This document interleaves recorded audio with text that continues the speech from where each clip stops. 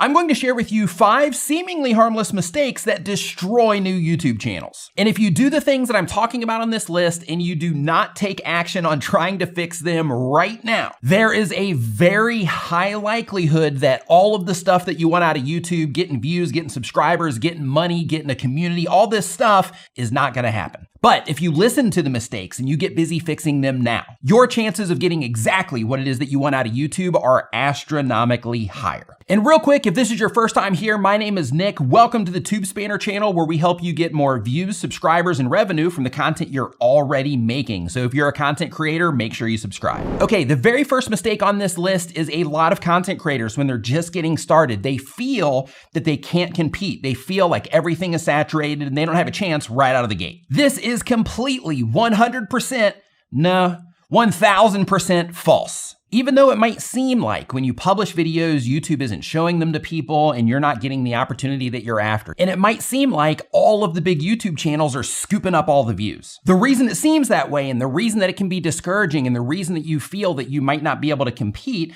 is because you are seeing these bigger channels that they publish something and then right out of the gate, they're getting thousands of views or hundreds of thousands of views, or in some cases, even millions of views on their videos. And then you publish yours and you get 100 views or 1,000 views and you're thinking to yourself, I did all that work for 100 views or 10 views or 50 views. Like, should I even keep going when I feel that I can't compete with what it is that I'm doing here? The answer is yes, you should absolutely keep going. Here's why. Bigger channels on YouTube have a lot more data behind them. So YouTube knows immediately who to show that content to based on how people are currently interacting with that content on the bigger channels. Newer channels, however, don't have that data. So therefore, YouTube has to test the content just based on the information that you give it in terms of your video content and your title and your description and all of that. And when they test it or show it to people, then what's happening is YouTube's system is determining, hey, should we keep showing this to people or not based on how the current people are responding to it. But hang with me here. That doesn't mean you don't have a chance. What that means is YouTube is still trying to figure out your audience. You, as a content creator, are still trying to get better at what it is that you're doing. You're still trying to learn how to write titles. You're watching videos like this to try to learn, hey, what is it that I should do? What is it that I shouldn't do? You're still learning how to put videos together in a way that keeps people watching. And because of all of that, you can't compare you starting out and just getting going with all of this to somebody that's been on YouTube for years or even a year already. The skills that you have as somebody that's just coming into this versus somebody that's experienced are vastly different. But that's perfectly okay. All you need is one good video that your audience responds to or your target audience responds to in a positive way, and guess what's going to happen? YouTube is going to identify those people and say, hey, these people are enjoying this content, therefore who else on the platform uses YouTube like they do and they watch videos around similar subjects? We're going to show it to them. As soon as that happens, everything will change for you on YouTube. And another thing that I want you to understand just on this one particular topic is this. If 2 videos are published at the same exact time, one is on an established channel, one is on a brand new channel. If they're on the same exact topic and the channel that's bigger publishes that video, of course, it's going to initially get some views on it and initially get some data behind it. However, if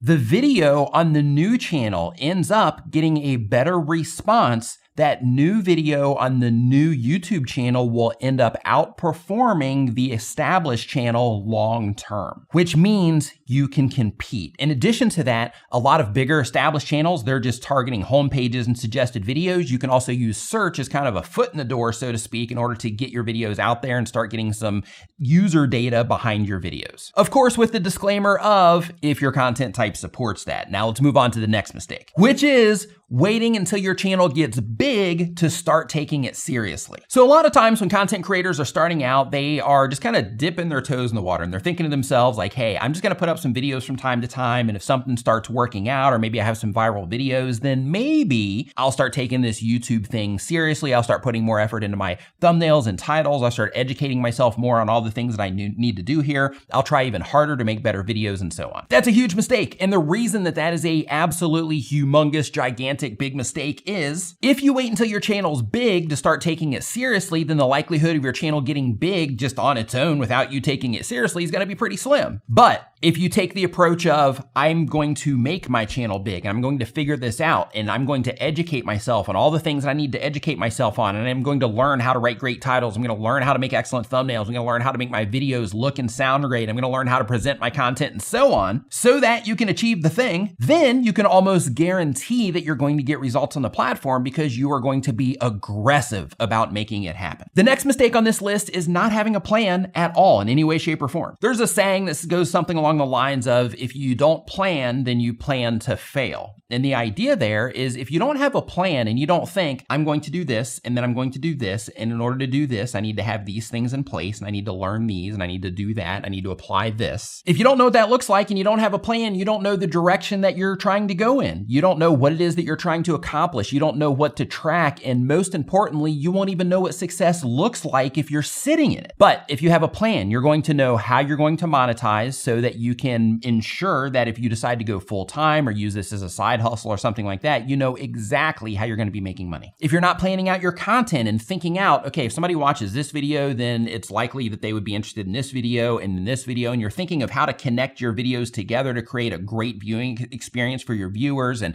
making it easy for them to find more of your content and publishing the right content at the right time based on what they want from you. If you're not planning it out and you're not putting some type of strategy behind it, then what's going to happen is you might have videos pop here and there, and as your videos start popping, you're not going to know what to do next. You're going to think to yourself, hey, I got this video taken off, now what do I do? But if you have a plan in place and some kind of strategy, even something loose, just writing down some notes on a paper, these are the things that I'm trying to do, these are the things that I'm trying to accomplish, these are the things that I'm tracking, these are the things that are important to me, this is the type of community that I'm trying to build. If you take notes on all of these things and you know what it is that you're trying to do, it makes them so much easier to attain, and it makes it so much easier to define when you've actually made it or when you've gotten that thing that you want out of YouTube. So as soon as this video is finished, take some notes on exactly what it is that you want so that you can start thinking about, what videos do I need to make in order to get me there? And real quick, if you're a TubeSpanner user, we have a free notepad that you can use to just sit there and just kind of hammer out some of these ideas right next to this video that you're watching right now. So you can take notes on this video, any other video on YouTube, you can take notes on what it is that you're trying to accomplish on your channel, all of that for free with TubeSpanner. I'll put a link to TubeSpanner down in the description below so you can go ahead and get that set up. And that's just one feature of TubeSpanner. It does a ton of stuff to help you promote and grow your YouTube channel. But anyway, the next mistake that tons of YouTubers make is not trying to understand the actual platform itself. So a lot of content creators,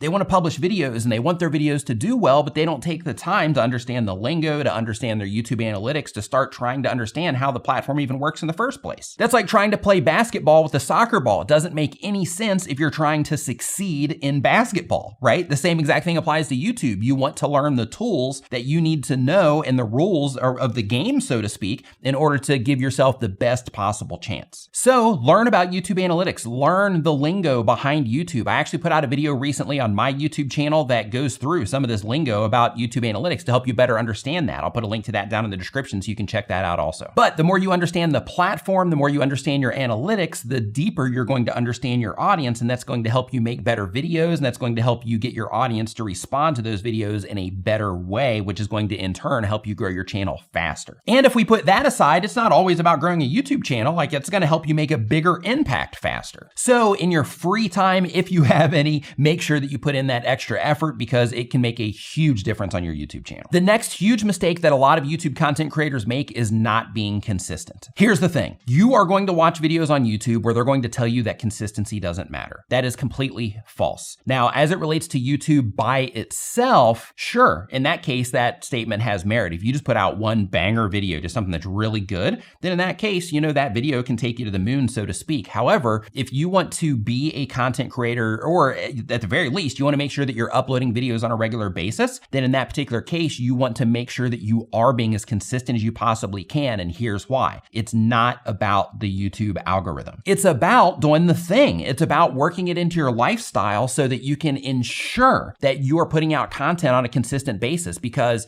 as soon as you start thinking to yourself, you know what? I'm just gonna upload when I have time, or I'm gonna upload when I get around to it, or I'm gonna upload, once I come up with that great video idea. You're not going to be consistent, and everything else in life is going to end up taking priority over you making YouTube content, and therefore you're never gonna give yourself the opportunity to take full advantage of the opportunity here on YouTube. So when it comes to being consistent, it's important to think of it from the perspective of, I'm being consistent so that I can practice. I'm being consistent so I can comfortably work in the process of making content into my lifestyle so I can do it for a long time. I'm being consistent so making videos on a regular basis is something that I'm going to be normalizing within my own mind as something that I do, not something that I want to do or that I'm aspiring to do, but something that I'm doing right now. And just like playing an instrument, I'm going to be consistent so that I can make sure that I get better at the thing that I'm trying to do well at. And you can do well. At TubeSpanner, we got your back. We're gonna try to help you grow your YouTube channel in the best ways that we know how. And the way that we're helping you do that is by helping you understand all the different aspects of being a content creator. And one of the things that I mentioned in this video in terms of the mistakes is to make sure that you're understanding the platform. So because of that, I have a video right here that I want you to click into. It's going to give you some insights about YouTube analytics so you can better understand the content that you're putting out and the audience that you're serving in your video performance. You can go ahead and click into that now. Thank you so much for watching. I'll see you next time.